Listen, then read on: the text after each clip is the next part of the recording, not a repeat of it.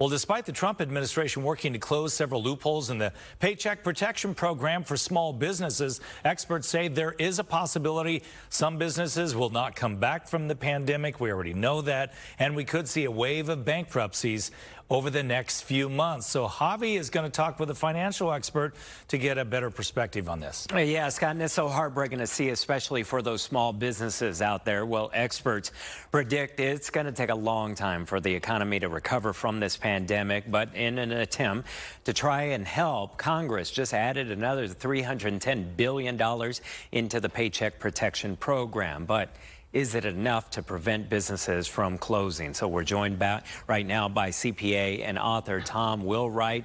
And Tom, that addition to the PPP opened up Monday, and it already started off with some huge stumbles, didn't it? Well, it did. A lot of small businesses are still struggling to get their loans in. A lot of small businesses are struggling to compete with the larger franchises. So it's still a struggle. People are still waiting on money. Hopefully it's going to come soon because there are businesses that really need this to be able to keep their doors open. Let's take a step back, and if they don't get that funding, or if it's just not enough at this point, because let's be honest, here in the state of Arizona, some of these businesses have been closed for 4 weeks plus. What is the landscape going to look like moving forward?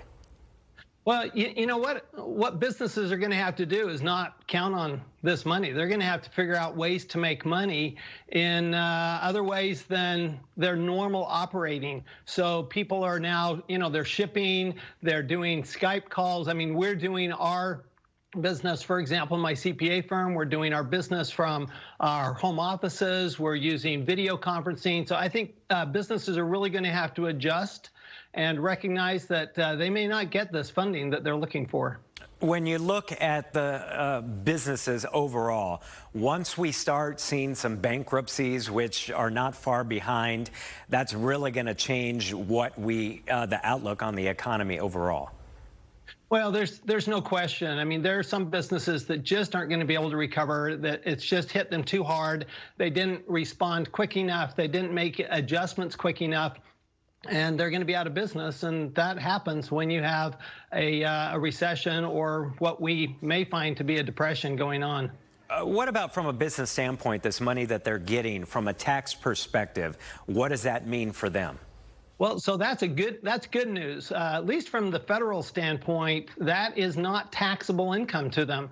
So they're able to get that money, not be taxed on it federally. We don't know in Arizona yet whether that's going to be taxed. That's going to be a matter for the legislature. And speaking of, that's why a lot of businesses reached out. I mean, it's essentially free money.